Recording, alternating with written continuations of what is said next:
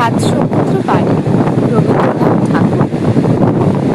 দেখছো নাকি নীল মেঘে আজ আকাশ অন্ধকার, সাত সমুদ্র 13 নদী আজকে হব পার। নাই গোবিন্দ নাই মুকুন্দ নাই গো হরিশ ঘোড়া, তাই ভাবি যে কাঁধে আমি করবো আমাল ঘোড়া। কাগজ ছিঁড়ে এনেছি এই বাবার খাতা থেকে, নৌকো দেমা বানিয়ে অমনি দিশমা ছবি এঁকে।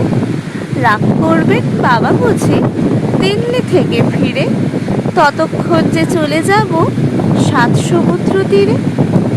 এমনই কি তোর কাজ আছে মা? কাজ তো রোজই থাকে। বাবার চিঠি এক্ষুনি কি দিতেই হবে ডাকে? নাইবা চিঠি ডাকে দিলে আমার কথা রাখো, আজকে না হয় বাবার চিঠি মাসি লিখুক না গো। আমার এ যে দরকারি কাজ, বুঝতে পারো নাকি? দেরি হলেই একেবারে সব যে হবে ভাবি।